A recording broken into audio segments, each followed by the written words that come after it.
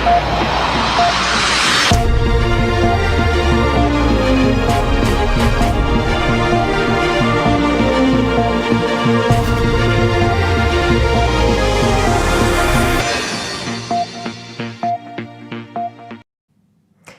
evening, you're now with me for TVS Nightline to begin with this story. Singapore is looking to Sarawak for opportunities in two fast-growing areas, namely carbon and water technology. Sarawak's carbon industry and water treatment technology are drawing interest from Singapore, with parties from the city-state now exploring collaboration and investment opportunities in the state. Hence, Premier Dato' Patinggi Tan Sri Abang Johari Tunoping says he has brought in experts from Singapore to assess Sarawak's potential, including opportunities in carbon storage and trading. Singapore adalah developed country. They also emit gas, carbon dioxide di tempat dia. Tak ada. Jadi maknanya nak mencari based on carbon strategy, beli carbon lah. Kerana yang luarnya tak akan bayar daripada pengeluaran carbonnya, mengikut Paris Agreement lah. Jadinya Naga Sarawak ada potensi. Meanwhile, water treatment technology is also on the radar, with Sarawak and Singapore looking at possible cooperation in cleaning up river water. Singapore already has technology capable of treating river water, opening the door for Sarawak to explore its application based on the state's needs and available resources. Keduanya salin pada air. Sudah ada teknologi yang boleh membersihkan air sungai. Setidaknya ada. Maknanya dia berkendakkan air juga. Kita tengoklah macam mana perbincangan selepas ini. Sarawak's rapid development, he adds, will create more opportunities for professionals to return and contribute to its growth. He says the state must continue looking beyond its shores, tapping international markets and new economic opportunities to diversify its growth engines and reduce reliance on the domestic market. In another development, the Premier has given the green light to a proposal to develop a new complex for the United National Youth Organisation or Saberkas in Putrajaya, provided the development cost is reasonable. Abang Johari, who is also the advisor of Saberkas Sarawak, reveals the proposal could be conceded after details of the proposed development had been reviewed. Saya dengar juga ucapan Karim minta nampakkan sekolah Putrajaya. Saya pun siap tu. Coba aja lah. Coba aja. Agak-agaknya menjaga berpatutan. Sip juga saya nyuruh Saberkas 100%. Tahu kerti lah saya. The proposed new complex is aimed at providing more comprehensive facilities, including recreational and sports areas, as well as venues for wedding functions. Earlier, Saberkas Sarawak President Datuk Seri Abdul Karim Muhammad Hamzah told a site for the proposed development had been identified, but the location would still need to be reviewed with the relevant authorities. Meanwhile, Saberkas channels more than 1 million ringgit each year from its internal funds to branches across the state to drive various grassroots activities. Its president, Datuk Seri Abdul Karim Hamzah, says each branch received more than 20,000 ringgit to carry out programs including sports activity, courses and community initiatives. Kita bukannya datangnya daripada sumber diberi oleh kerajaan. Inilah yang memberi kita satu kebanggaan. Tiap-tiap tahun kita salurkan kepada cawangan-cawangan lebih daripada 1 juta untuk mereka mengadakan aktiviti-aktiviti. Jumlah 929 aktiviti ini adalah satu jumlah yang boleh kita banggakan, satu jumlah yang amat besar sekali karena dalam 1 tahun kita ada 365 hari. Jadi kalau dalam 1 tahun lebih daripada 300 program yang diadakan. At the same time, Karim says the establishment of Saberkas Prihatin during the COVID-19 pandemic further expands the organization's role in assisting communities affected by disasters. He says the unit continues to be active on the ground during incidents such as floods, landslides and fires. Sarawak has recorded the purchase of about 183 metric tons of rubber under the Anchor Buyer initiative implemented by the Rubber Industry Smallholders Development Authority, or RISDA, as of July 31st, 2026. Deputy Rural and Regional Development Minister Dr. Rubiah Wang says the figure formed part of a total 8,328 metric tons of rubber purchased under the program nationwide. Batong and Samarahan were among the areas recorded the highest purchases in Sarawak, with 66.22 and 61.10 metric tons respectively. Setakat 31 Julai 2026, program Anchor Buyer yang diuruskan oleh RISDA Plantation Sedia Berhad telah merekodkan pembelian sebanyak 8,328 tan metrik hasil getah seluruh negara. Manakala di Sarawak pula mencatat sekitar 183 tan metrik. Bahawa apabila operasi pengumpulan dilaksanakan dengan cekap dan pekebun kecil memberi sokongan, manfaat yang itu dapat dirasai oleh kita bersama. Rubiah also adds the Anchor Buyer initiative was among the efforts by the Rural and Regional Development Ministry and RISDA to strengthen the marketing of rubber produced by smallholders by establishing a more systematic, transparent and competitive collection and marketing system. She said the approach allowed RISDA not only to purchase rubber produce but also to connect smallholders with a more efficient marketing ecosystem. Rubiah also encouraged smallholders to market their produce collectively through RISDA while maintaining the quality of their rubber. According to her, producing high-quality rubber on a larger scale could help reduce costs, streamline the marketing process, and increase the value of returns received by smallholders. Haze conditions worsened across Sarawak on Sunday, with 8 districts recording unhealthy air pollutant index API readings. Sirian recorded the state's highest API reading at 170, followed by Samarahan at 156. Kuching and Bintulu both recorded 155, while Sri Aman and Samalaju registered 153 each. Meanwhile, Miri and Sarike also entered the unhealthy category, recording API readings of 118 and 147 respectively as of 1 p.m. Data from the Department of Environment's Air Pollutant Index Management System showed other monitoring stations across the state remained in the moderate range, with readings between 74 and 92. An API reading between 101 and 200 is classified as unhealthy, with the conditions potentially posing health risks to sensitive groups including children, older people and those with respiratory conditions.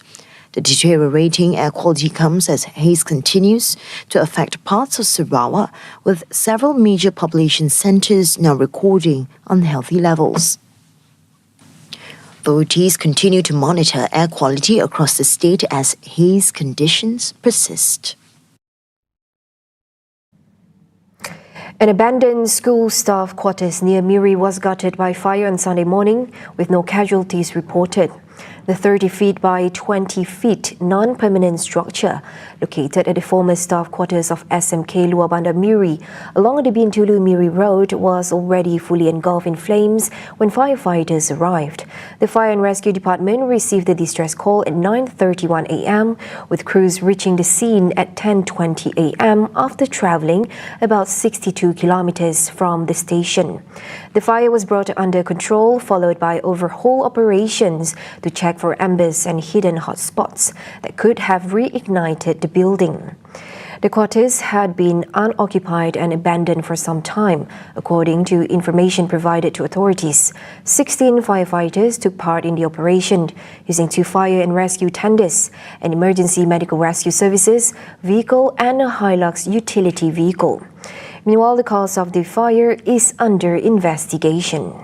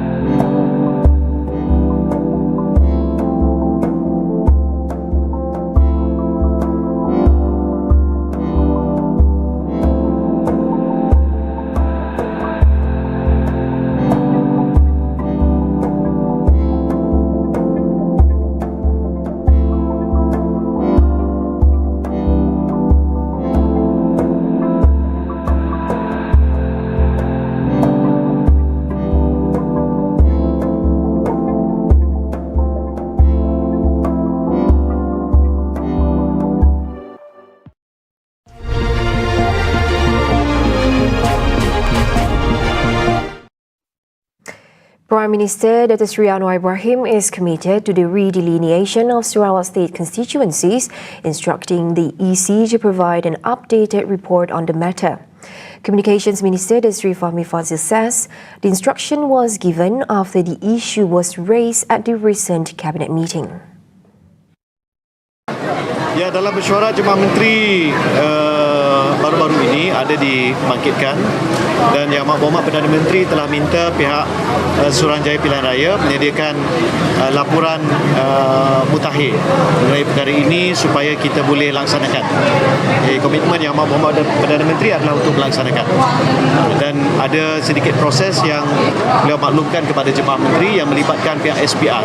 Jadi ini akan dilaksanakan. In regards to whether the process can be completed before the upcoming Sarawak state election, Fahmi says the necessary procedures must be completed before the matter is brought back to the cabinet. Yesterday, TVS reported that the redelineation issue was raised by Datuk Seri Nancy Shukri and Datuk Seri Alexander Nantalingi during a recent cabinet meeting. The Sarawak Dun had previously passed a bill to increase the number of state seats from the current 82 to 99. The additional seats aim to strengthen representation and ensure more effective development across the state, taking into account of Sarawak's vast geographical area. Meanwhile, Kuching is set to host this year's Malaysia Day celebrations. Set to be held at the BCCK, Fahmi says the venue was agreed upon at the first meeting with State's Minister for Tourism, Creative Industry and Performing Arts, Dr. Sri Abdul Karim Rahman Hamzah, who is also the co-chairman of this year's Malaysia Day celebrations. Fahmi says BCCK was chosen after the committee assessed its suitability, including its capacity to host a large-scale celebration. Di Kuching, BCCK, kita telah melihat lokasi tersebut memang sangat bersesuaian dari segi ruang. Dia hampir sama dengan di Pika, di Butterworth, tempat kita laksanakan sambutan Hari Malaysia pada tahun lalu. Perancangan berjalan dengan baik. Mesyuarat yang seterusnya akan diadakan pada 24 hari bulan Ogos sebagai persiapan untuk sambutan Hari Malaysia. Previously, he says Sarawak was selected in line with the rotational practice involving Sabah, Sarawak and Peninsular Malaysia. The practice reflects the government's efforts to strengthen the spirit of togetherness and unity among all regions of the country. On a different note, public transport services will operate round the clock from August 30th to 31st to facilitate those attending the National Day celebration at Dataran Putrajaya.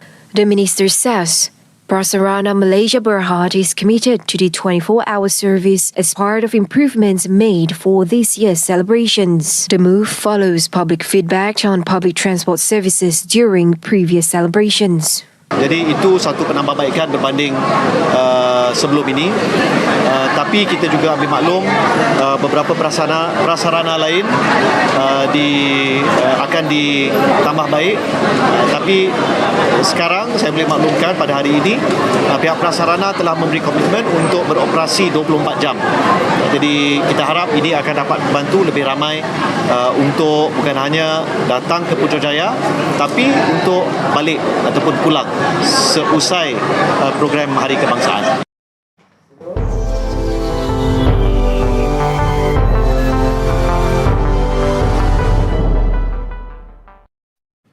Now on to updates from West Asia. Conflicts continue to inundate the lives of thousands and is trickling into billion others as the Strait of Hormuz, one of the most critical waterway for oil transportation, remains closed. Today, Iran remains steadfast and states that it has no involvement with the current negotiations the US is claiming to have with them. And in a twist of events, the US expects Iran to ensure the safety of ships traveling through Hormuz, yet a blockade is still in effect. For more, we have Cheryl To. Iran's Foreign Minister Abbas Araghchi on Sunday says that Iran is not currently holding direct negotiations with Washington, but only exchanging messages through mediators. His statement, published by Tasnim News Agency, read, until the violations of the MOU by the US are over and the US does not compensate for what it has violated, it is not possible to restart the negotiations. Arashi adds that mediators are still trying to find new ways to negotiate. Regional tensions escalated after the US and Israel attacked Iran in February. Previously, Tehran and Washington agreed to a ceasefire in April and subsequently signed a memorandum of understanding in June aimed at ending their military conflict and reaching a lasting peace agreement. The deal, however, collapsed last month with the two sides exchanging attacks for nearly 2 weeks before US President Donald Trump abruptly halted the bombardment amid reports of talks to resolve the conflict. As I've mentioned, Iran expects the US to be fully committed with the MOU before it could fulfill the end of the agreement. Iran's Supreme National Security Council Mohammad Bagher Zulqadar was quoted saying, "Washington must correct its behavior. Hence, the Strait of Hormuz remains closed at the moment." According to him, 6 conditions were listed, including ending what he called threats against Iran's supreme leader, permanently halting military action against Iran and its regional allies, withdrawing US naval and air forces involved in what he described as the blockade of Iran, compensating Tehran for damage caused during the recent conflicts, lifting US sanctions and releasing Iran's frozen assets. Zulqadar said the demands reflected the will of the Iranian people, citing nationwide rallies over the past 6 days. Separately, Iranian Army spokesman Brigadier General Mohammad Akramina said the Iranian order governing the Strait of Hormuz was irreversible, adding that the US had no choice but to accept the existing reality or face far greater costs than before. The remarks come as negotiations over the future of navigation through the Strait of Hormuz remain at an impasse. Iran and the US signed a memorandum of understanding on June 18 through Pakistani and Qatari mediation, ending active hostilities and launching negotiations toward a broader agreement. The memorandum envisaged a gradual restoration of commercial navigation through the Strait of Hormuz, but implementation later stalled as both sides exchanged accusations of violating its terms. In an unexpected turn of events, US Vice President J.D. Vance expects Iran to restore the flow of oil and gas through the Strait of Hormuz to pre-conflict levels and ensure the safe passage of commercial vessels. He said on this on Fox News recently, but also implied high distrust towards Iran and will require verification that should reflect on Iran's action. Washington, he adds, was also monitoring Iranian statements about potentially imposing tolls on vessels using the strategic waterway. Iran and Gulf countries, particularly Oman, had been discussing ways to maintain safe maritime traffic. He said Iran had laid a large number of mines at the start of the conflict, making the mining and the establishment of a safe traffic scheme key issues. On top of this demand, Vance also expects Iran to commit to not firing on commercial vessels. Later, the US VP also listed several quote-unquote goals it had achieved during the war period, including destroying Iran's nuclear program, reduced Iran's conventional and asymmetric military abilities, among others. The US, he reiterated, will continue applying pressure on Iran until they are able to reopen the Strait of Hormuz. Negotiations are held to seek the best resolution or deal between 2 or more parties, and by the end of it, all parties would benefit. Yet months of negotiations hosted by the US had only caused more destruction in West Asia, more lives lost, the genocide continues, and humanitarian aid blocked due to Israel's complicity and the US overprotective behavior towards the Zionist state. More on TV's Sarawak.my and TVS Inspire. Andy, you're up. Typhoon Dolphin made landfall in densely populated eastern China on Sunday, packing wind of more than 150 kilometers per hour and disrupting air travel. The storm hit the coast near Yuhuan City in Zhejiang province at around 5:30 p.m. local time, according to the National Meteorological Center. More than 1,600 flights were cancelled at major airports in Shanghai and nearby Hangzhou, while evacuations and transport disruptions were reported along the storm's projected path. Shanghai's two main airports cancelled nearly 1,400 flights, while another 270 flights were cancelled at Hangzhou Airport, state broadcaster CCTV reported. The typhoon's impact also reached Hong Kong, where temperatures soared to a record 36.9 degrees Celsius as the storm pushed hot air over the city. The Hong Kong Observatory warned that extreme heat could persist through Tuesday as Dolphin moves inland over Zhejiang. The effects were felt as far away as Hong Kong on China's southern coast, where the Weather Observatory posted a record high temperature of 36.9 Celsius, caused by warm air pushed over the city by Typhoon Dolphin. Before reaching China, Dolphin brought heavy rain and strong winds to Japan's Okinawa, where 7 people suffered minor injuries. A fast-moving wildfire in British Columbia has forced more than 20,000 people to evacuate, with some residents airlifted to safety as flames tore through communities in the province's interior. The Bull Range wildfire surged late Friday, driven by strong winds, sending flames into the Summerland area and surrounding valleys. British Columbia Premier David Abbey says homes and property had been destroyed, while some residents became trapped as conditions deteriorated rapidly. Evacuations are continuing for people cut off behind the fire perimeter. The blaze had grown to around 10,341 hectares by early Sunday and remained out of control according to the BC Wildfire Service. Provincial authorities have declared a state of emergency as firefighters battle the rapidly spreading blaze. Police are also investigating a possible fatality reported by a resident of Meadow Valley, although no official casualty figures have been released. More than 50 people were reportedly airlifted from Fulda as the fire advanced, according to CTV News. Officials have yet to release a full assessment of the damage. In Gaza, where war has reshaped almost every part of daily life, even the simplest things can become difficult to hold on to. Homes have been destroyed, families have been displaced, and for many Palestinians, life has been reduced to the basic struggle of finding shelter and getting through another day. We leave you with a story as we wrap up the Nightline. I'm Handy Gui, thanks for watching. Amid the rubble, some young skaters are trying to preserve something from the life they had before the war. They gather in damaged and abandoned spaces, using what remains of their surroundings as makeshift skate parks. There are no proper ramps, little room to practice, and protective equipment is almost impossible to find. For them, skating is more than a sport. It is a way to stay connected to a sense of normality and, for a few moments, to step away from the displacement, uncertainty, and loss surrounding them. اتدمرت بيوتنا وتدمر كل حاجة بنمتلكها وجينا نازحين في مدينة خان يونس وعايشين في خيمة وأمورنا صعبة ورغم كل الصعاب اللي حوالينا بنلعب سكيت وبنرفه عن حالنا وبنفرغ طاقات في غزة.